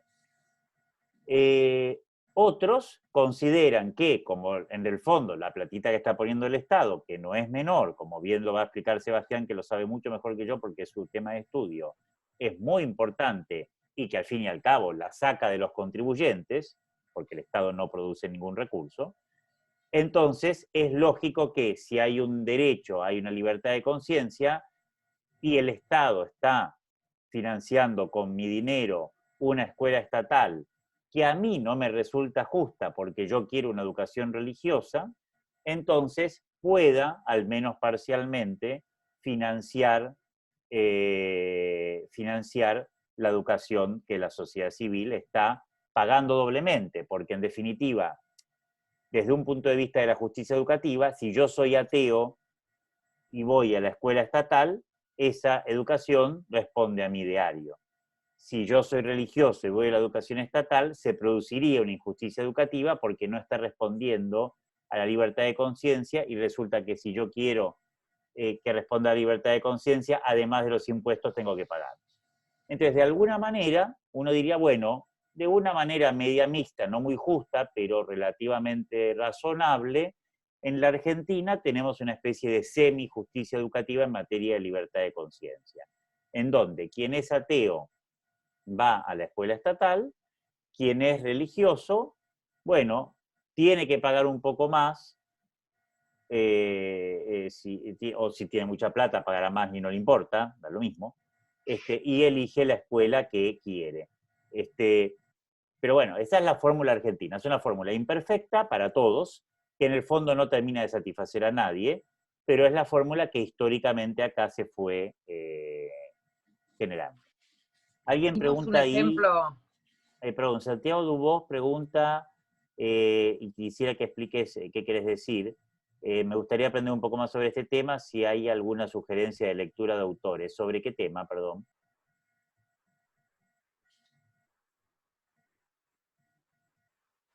Santiago. Ah, está sin micrófono. Bueno, después mandame por correo una pregunta más explícita, pero digamos, los textos míos de la unidad 2, que son varios artículos cortos, en el fondo plantean toda una filosofía política que explicaría la posición personalista sobre esta cuestión. Si querés, vayan leyéndolos de a poco mientras vamos en las clases, y lo conversaremos en la clase número 5 en particular. ¿Está? Bien. Sí, bueno, el tema de los subsidios es sumamente complejo, responde no a una causa, y también, bueno, la semana pasada, perdón, hace 2 semanas mencionamos también el caso de Holanda, que es un caso paradigmático en donde todas las escuelas, confesionales o no, son financiadas 100% por el Estado, o eran por lo menos, ahora no sé, pero a partir de 1917 lo fueron, o sea que eso también existió en un país. Bueno, hay que ver si nuestro país tuvo y tiene los fondos para financiar la totalidad de la educación. Perdón, sí. Hablábamos en la primera clase, creo, de ese ejemplo, que sí, decíamos de los límites que podía imponer el Estado o no a esas educaciones financiadas, ¿no? Exacto. Pero ¿qué querés, Viviana, qué querés decir con eso? No entiendo. Que me parece que en la primera clase habíamos hablado respecto a si es una educación financiada por el Estado, qué límites o qué condiciones le ponía a esas educaciones que financiaba como mínimos o como máximos para trabajar en educación libre. Sí, en perdón, sus currículas. Exacto, pero de todas maneras, tal vez yo no lo dije completo, el control, yo quisiera decir una cosa que a alguno le va a parecer sorprendente. La capacidad de control del Estado sobre la libertad curricular de las escuelas no tiene nada que ver, pese a todo lo que la gente cree, con si la escuela es estatal o privada. En China, las escuelas son muchas privadas, y el que levante la mano y critique a Li Chuqin, no sé cómo se llama, no me acuerdo, es boleta, por más que esté en el colegio recontra privado, recontra caro, y pagando un montón. En la Argentina hay escuelas privadas que tienen mucho control del Estado, porque el Estado funciona y controla, y a veces hasta puede pedir cosas que no debería pedir, y hay escuelas estatales que hacen lo que se les da la gana. Por ponerlo, o sea, la capacidad de control del Estado no tiene que ver con de dónde proviene el dinero. Puede tener que ver o no.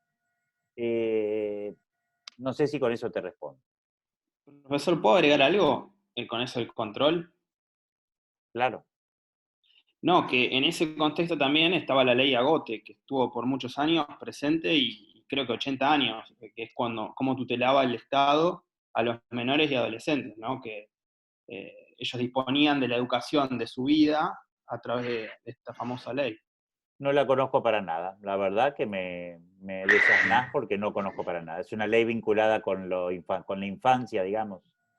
Sí, sí, con la tutela que hace el Estado para con los niños. Claro, Agote era un... Sí. Bueno, voy a investigar porque no conozco el tema para nada, así que te agradezco mucho. Viñao toca este tema también. Dice, él hace la diferenciación entre cambio e innovación. Y cuando habla de innovación, dice que la innovación suele surgir cuando el control estatal es menor en las escuelas, ¿no? Sí, eso, bueno, eso es posible. También hay distintos niveles donde puede surgir la innovación, más macros o más micros, pero sí, indirectamente está vinculado. Perdón, como son y 10, le damos a Sebastián, si quieren, la oportunidad como de ir cerrando, igual esto continuará, digamos, la clase que viene. Bueno, hago un fast forward para pasar de 1964 a 2020. Básicamente, a partir de esta década se empiezan a dar leyes de transferencia o decretos de transferencia en los cuales el Estado le transfiere las escuelas ubicadas en una provincia a la gestión provincial, ¿no? A partir de ese momento se empiezan a dar diferentes leyes donde las provincias se empiezan a hacer cargo de todas las escuelas ubicadas en su territorio provincial. O sea, empiezan a desarmar la ley Laínez, ¿no? A dejarla cada vez sin efecto. Y este proceso termina en 1978, cuando todas las escuelas primarias y preprimarias nacionales dejan de existir.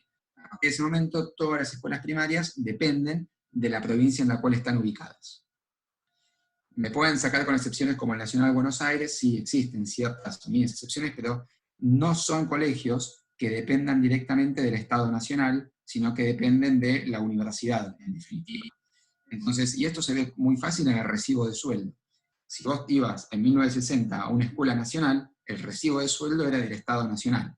Si vos eras docente de una escuela provincial, tu recibo de sueldo era de la provincia. A partir de 1978, todos los recibos de sueldo son de la provincia, y siguen siendo hoy en día. El Nacional de Buenos Aires, el recibo de sueldo te lo hace la UBA, no te lo hace el Ministerio de Educación Nacional. Con lo cual, llegamos a un ministerio, y esto se termina de consolidar en 1991, donde pasa lo mismo con las escuelas secundarias y los institutos terciarios o superiores no universitarios, que también pasan a todas las provincias, y en 1991 llegamos a un momento en el que tenemos un Ministerio de Educación Nacional sin escuelas. Ninguna escuela del país depende directamente del Ministerio de Educación Nacional, sino dependen de los ministerios de educaciones provinciales. Entonces, toda la educación básica, y con básica a este momento de la historia me estoy refiriendo a inicial, primaria, secundaria y superior no universitaria, dependen de los ministerios de educación provinciales. Y queda solamente para el Estado Nacional las universidades. Pero también es una dependencia relativa, porque las universidades nacionales tienen autonomía. Entonces, reciben un fondo del Ministerio de Educación, pero con ese fondo tienen autonomía para hacer lo que quieran. Entonces, insisto, el recibo de sueldo del docente de la UBA es de la UBA, no es del Ministerio de Educación. El recibo de sueldo del docente de la escuela número 23 es del Ministerio de Educación de la provincia. Entonces, Perdón, me quedó una duda, perdón. En 1991 me decís que no hay más colegios nacionales en las provincias, ¿no existen más? Exacto. Sacando los colegios Nacional Buenos Aires, Pellegrini y los análogos que hay en cada provincia, que son universitarios en realidad, no son nacionales. O sea que solamente los nacionales en el territorio federal, digamos, en el territorio nacional, o sea, en capital, digamos. No, hay no, en cada provincia hay. Mi mujer, que es de La Pampa, fue al Nacional de La Pampa, que en realidad es un universitario que depende de la Universidad de La Pampa. O sea, no dependía del Ministerio de Educación pampeano. Y acá también tenemos unos casos, el Santo Tomás de Aquino, que es el colegio que yo fui, depende de la UCA, depende del Ministerio de Educación de la Ciudad de Buenos Aires. Por eso tiene Creo recordar que en esa época hubo un gran problema porque se pasó la educación a las provincias, pero la coparticipación siguió siendo la misma, entonces hubo un terrible problema. Fue con Carlos Menem. De vuelta, sí, con Cavallo y con Menem. De vuelta acá, esto también se puede explicar desde diferentes lados ideológicos, pero sí, lo que objetivamente pasó fue que con la ley de convertibilidad pasa que el Estado Nacional empieza a recaudar un montón de plata a través de impuestos, y por un tema, no es inevitable caer un poco en lo ideológico, pero por una visión del Estado que tiene que reducirse y hacerse cada vez de menos cosas, la intención pero esto también es objeto de debate, por sé que tomen con pinzas, porque en definitiva es una posición de las muchas que puede haber. El Estado Nacional empieza a eliminar gastos que tiene y que tienen que hacerse las provincias. Entonces, con el argumento de la Constitución que dice, che, pero si constitucionalmente te corresponde a vos hacerte cargo de esto, hacete cargo vos, yo no tengo por qué darte plata. ¿Y cómo? Fue un producto de varias negociaciones, pero sí, la transferencia se hizo sin los fondos suficientes. Lo mismo pasó con la salud, que con muchos hospitales que pasan a ser provinciales y no se pasan también, bueno, creo que hubo una partida de plata, Charlie, sé que tenés algo para opinar de esto. No, ahí, a ver, ahí como siempre yo insisto en algo que tal vez en las clases anteriores no los dije, que es que estos análisis, uno, digamos, por un lado, por supuesto que hay diversidad de miradas ideológicas y es medio incomprobable algunas cosas. Pero por otro lado es verdad que hay un punto que atraviesa lamentablemente toda la política educativa argentina, que es externo a ella, que es que la Argentina es, en América Latina, por no hablar del mundo entero, el único país que consistentemente en los últimos 70 años está peor. Entonces, en eso tenemos un mérito rescatable, digamos. No es fácil fundir un país como la Argentina y bueno, estamos siempre por un lado y por el otro caminando en esa senda. Entonces, también es cierto que ahí se combinó una descentralización de la educación con el presupuesto que hasta ese momento venía gastando el Estado en cada provincia para cada escuela, o sea que eso se distribuyó en ese momento, pero sin una serie de condiciones que obligaran a las provincias a que ese dinero fuera a la escuela, y cuando empieza la economía argentina a mediados de los 90 a venirse a pique con distintas crisis, 97, 98 y 2000. Entonces, si esa descentralización hubiera acaecido en un momento de desarrollo económico y de crecimiento, bueno, tal vez el impacto hubiera sido otro.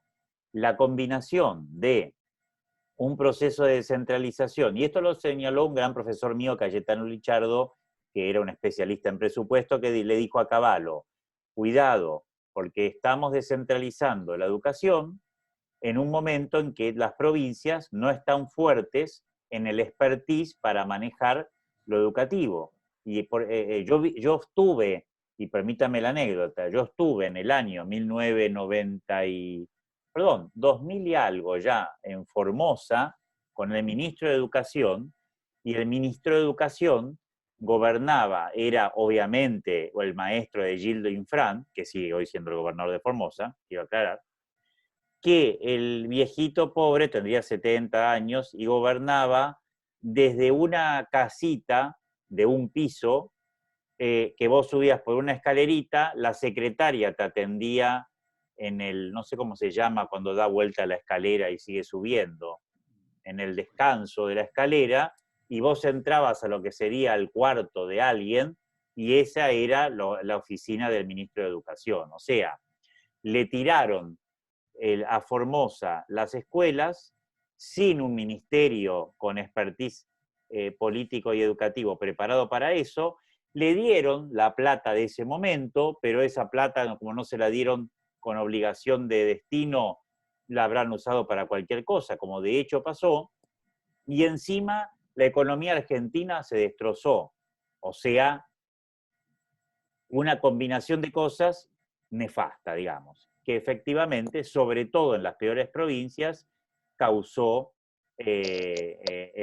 multiplicó el desastre que ya hubiera sido multiplicado por el solo hecho de darle a provincias que todavía no estaban con capacidad para poder gobernar las escuelas. Tal vez habría que haber hecho un proceso de 10 años, porque a Santa Fe, a Córdoba y a Buenos Aires, vos le podías dar las escuelas, porque era un porcentaje menor, ya tenían expertise y tenían ministerios, o a Mendoza también, le sumaste un 20% más del sistema educativo, bueno, sabían qué hacer con ello.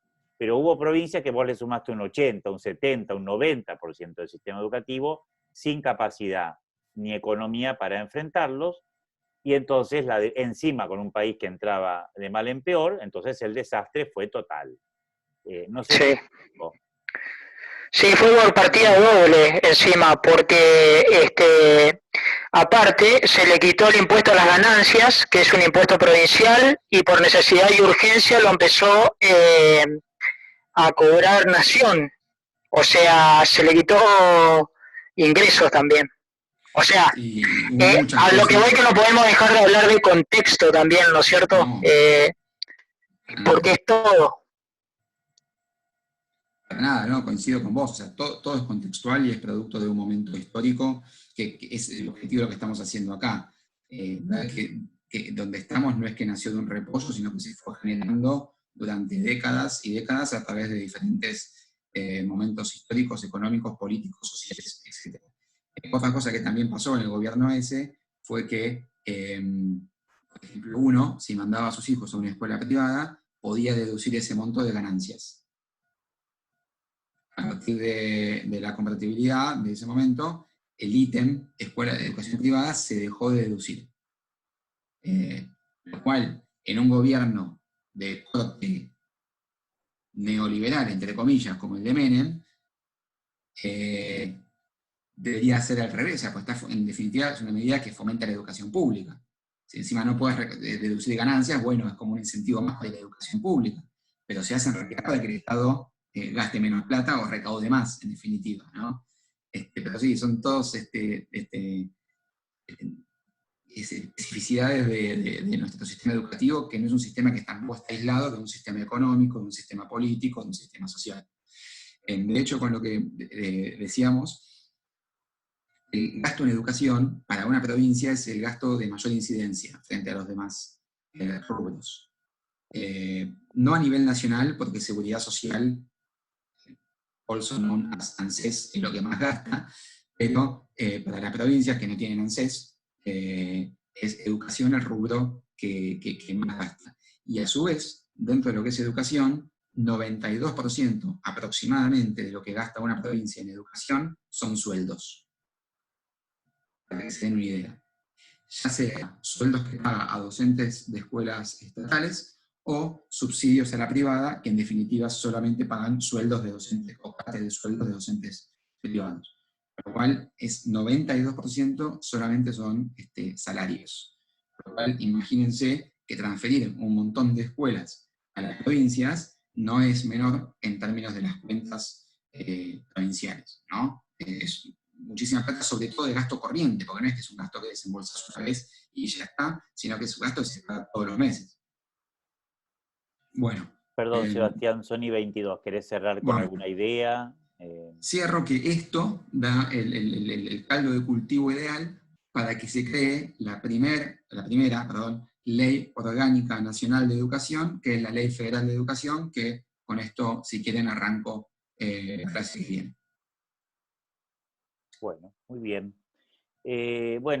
No sé si 2 o 3 comentarios de organización nomás. El trabajo 1 lo vamos a ir corrigiendo en estos días. Los que vayan avanzando, entréguenlo. Insisto, nadie se angustie. Es un trabajo, me parece, sencillo. Por supuesto que entiendo que depende la carrera de base de cada uno. Lo que acabo de decir es relativo, digamos. Es sencillo, ¿no? Perdón, Sebas, deja de compartir pantalla, así nos vemos todos un poco.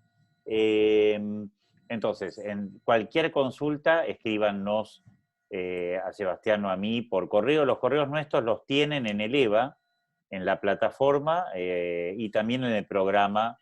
Si no recuerdo, está el mío seguro, el de Sebastián no me acuerdo, pero en la plataforma tienen los correos nuestros, o no nos manden mensajes, perdón, por ahí, porque ahora no se llegan a los correos. Usen el correo que pueden ver en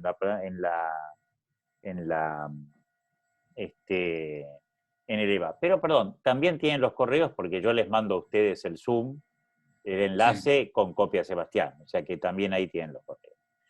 Entonces, cualquier duda, obviamente entiendo que quien viene de ciencias políticas o de filosofía o de historia le va a resultar de derecho, le puede resultar más afín. El que viene de enfermería, ingeniería, arquitectura, etcétera, bueno, obviamente le resultará menos afín.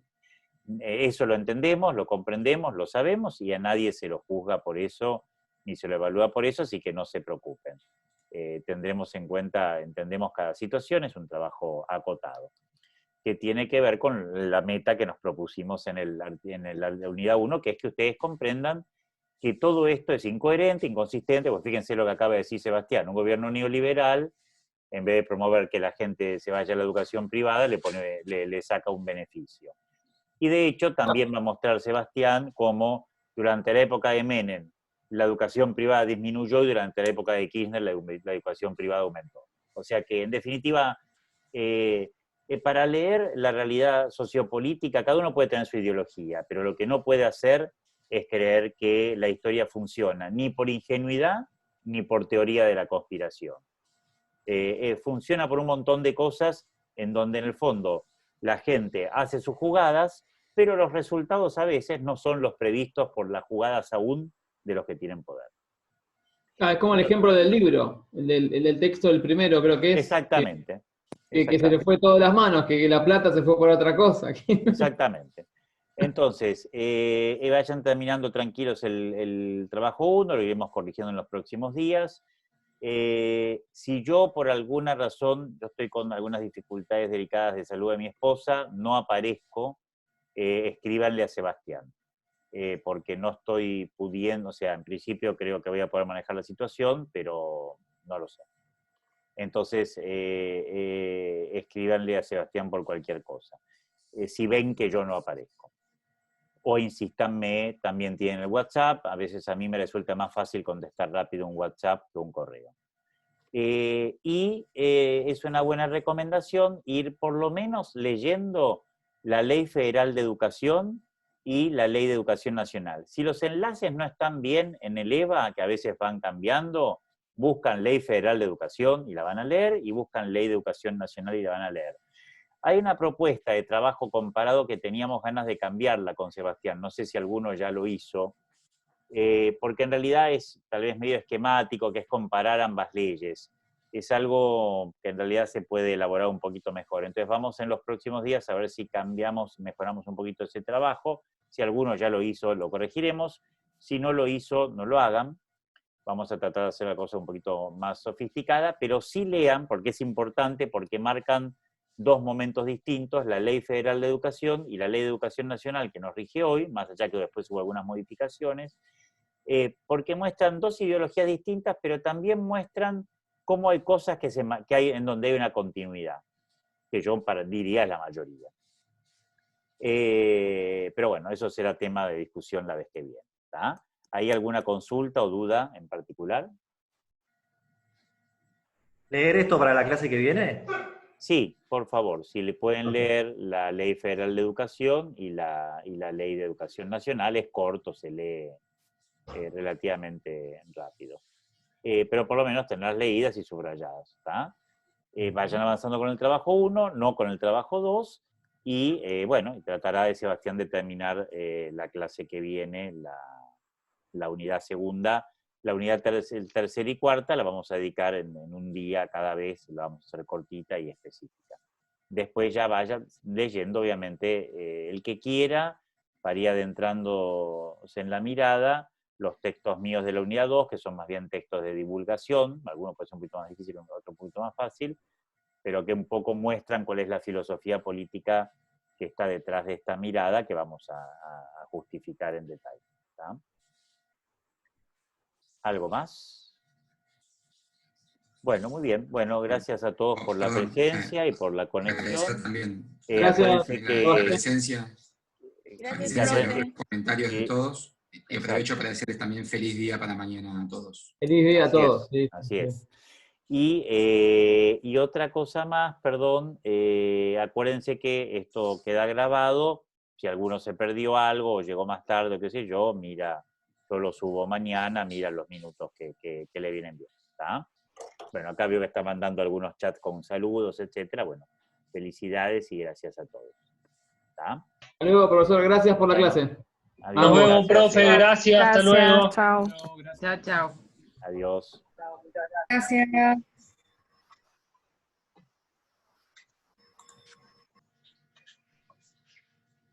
Bueno, tenemos al nenito de Juan Pablo acá, por lo que veo, muy bien.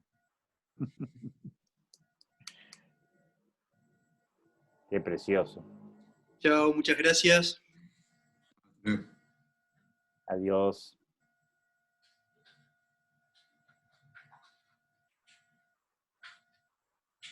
Bueno, adiós a todos, voy cerrando. Gracias, Sebas. Hablamos después.